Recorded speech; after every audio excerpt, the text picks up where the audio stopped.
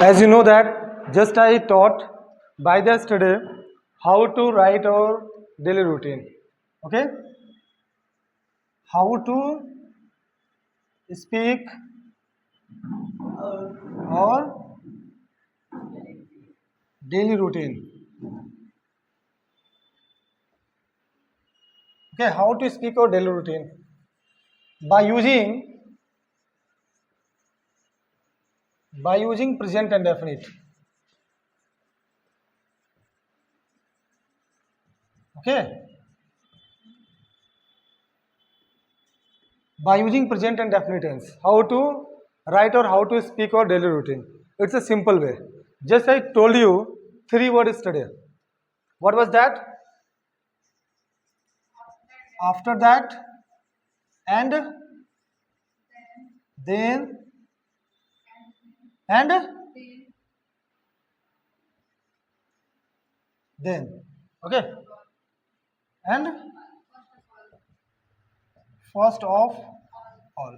So you know very well that first of all we have to speak in the beginning of the speech or beginning of the routine, we can say. First of all we have to speak in the beginning of the routine. It means that before speaking routine, okay, we have to say this word first of all. First of all means होता है सबसे पहले. Okay, so suppose that my name is Mohit. Okay, my name is Mohit, and you know very well that Mohit will speak about his daily routine. Okay, Mohit will speak about his daily routine. मोहित अपने daily routine के बारे में बताएगा. Okay, और मैंने बताया है कि हमें टेंस कौन से यूज करना है, प्रेजेंट एंड डेफिनिट टेंस. इसके बारे में मैंने बता भी दिया है. Okay, we have to add S और ES in the verb with the third person singular subject. And what are the third person singular subject? He, she and it. If we have he, she and it or any noun like Ram, so with this word we have to add main verb as or es. Is that okay? Except of this subject we will not add as or es. Clear? अगर ये हमारे पास subject नहीं है हम लोग main verb में S और S नहीं जोड़ेंगे. रूटीन किससे स्टार्ट करना है? मुझे. रूटीन किसको स्टार्ट करना है? मुझे. सपोज मेरा नाम क्या है? मोहित है, लेकिन मैं अपने आप को संबोधित किससे करूंगा? आई से. संबोधित किससे करूंगा? आई से, या माई से कर सकते हैं. ठीक है ना? तो आफ्टर दैट मतलब होता है इसके बाद, उसके बाद. क्या होता है? उसके बाद. ओके, और एंड देन मतलब होता है और तब होता है. ठीक है ना? देन मतलब होता है तब. तो हम इनमें से कोई भी वर्ड यूज कर सकते हैं. Why do we use these words? This is the question ना. हम ये वर्ड क्यों यूज करेंगे, ये हमारा क्वेश्चन है. Okay, so we can use of these word, okay, to connect the sentence. Sentence को कनेक्ट करने के लिए हम इनका यूज करेंगे. And these are the connective words. These are the connective words, and these are the parts of conjunction. These are the parts of conjunction. So for your kind information, now would like to tell you what is the definition of conjunction. What is the definition of conjunction? Okay, so conjunction is a word which joins one or more than one sentence to each other. conjunction का काम क्या करता है? एक या एक से अधिक सेंटेंस को एक साथ जोड़ना. ओके, सपोज दैट अगर यहाँ पे मैं लिख रहा हूं कि राम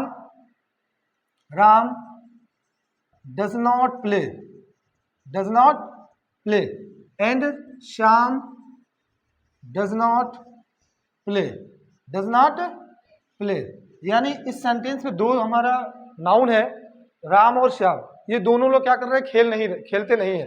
ये खेलते नहीं है.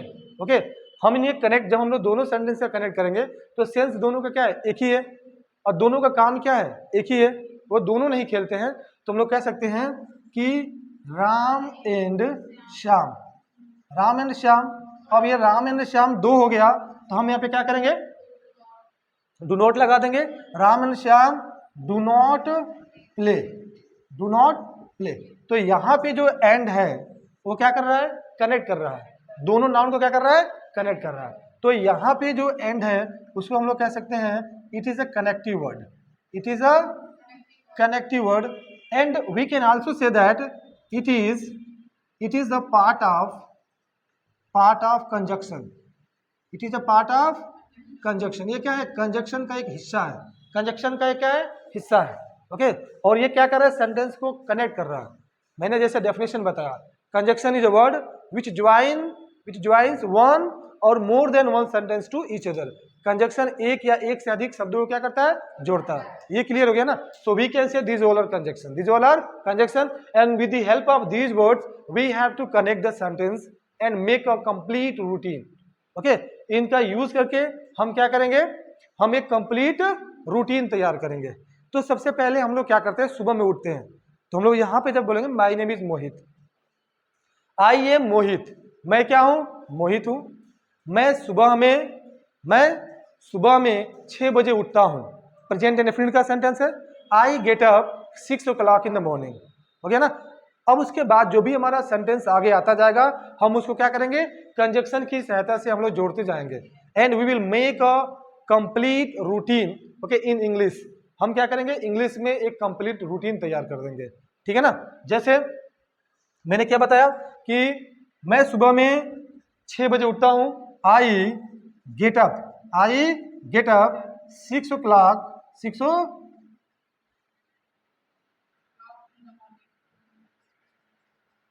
6 o'clock इन द मॉर्निंग। मैं क्या करता हूं? सुबह में 6 बजे उठता हूं। उसके बाद तो क्या लगा देंगे? आफ्टर दैट मैं फ्रेश होता हूं। I get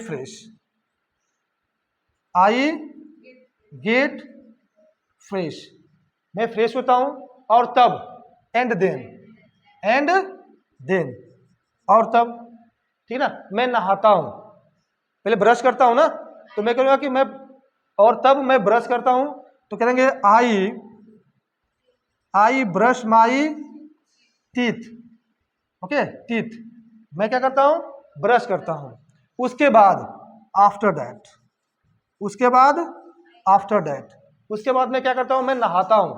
I take bath. Okay, ये क्यों इसने स्मूथली चल रहा है ना? कंटिन्यू चल रहा है। क्यों चल रहा है? क्योंकि आई के साथ एस और ईएस जोड़ने वाला झमेला नहीं है ना? हमें क्या चाहिए? हमें वर्ड्स चाहिए। मैं बार बार बताता हूं कि without having good words we can not speak fluent English. अगर हमारे पास अच्छे शब्द नहीं है, लैक ऑफ वर्ड्स है, शब्दों की कमी है, तो हमारी इंग्लिश बेहतर नहीं हो सकती है। ओके, तो हमें पहले टेंस के बारे में जानना है। शब्दों का ज्यादा से ज्यादा हमें क्या करना है? शब्दों का ज्यादा से ज्यादा हमें लर्न करना है, याद करना है, वोकैब्स हमें स्ट्रॉन्ग बनाना है। when we are able to make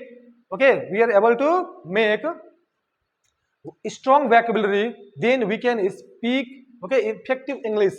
तो हम इफेक्टिव इंग्लिश बोल सकते हैं, नॉन स्टॉपेबल इंग्लिश हम लोग बोल सकते हैं। ओके ना? To speak English is just a piece of cake, it's not a heavy things. ये बहुत बड़ा चीज नहीं है, ये छोटा सा चीज है। तो यहाँ पे हम लोगों ने आया पहले, उसके बाद मैं क्या करता हूँ? नहाता हूँ। उसके बाद या और तब, ओके, एंड देन, और तब मैं क्या करता हूं? तब मैं क्या करता हूं? अपना स्कूल का यूनिफॉर्म पहनता हूं, है ना? तो क्या हो जाएगा? And then I wear my school uniform. Okay, I wear my school uniform. उसके बाद आफ्टर दैट उसके बाद क्या करते हो? उसके बाद शूज पहनते हो तो क्या बोलोगे? After that I wear my shoes. और तब मैं अपना ब्रेकफास्ट करता हूं। After that I take my breakfast. उसके बाद मैं घर से बाहर जाता हूं। ओके, या उसके बाद मैं अपने पेरेंट्स को गुड बाय कहता हूं। After that I say goodbye to my parents. उसके बाद मैं सड़क पे जाता हूं या घर से बाहर जाता हूं। After that I go out of the house. Okay, and और बस का इंतजार करता हूं, and wait for the bus. उसके बाद मैं बस से स्कूल जाता हूं। After that I go to school by बस।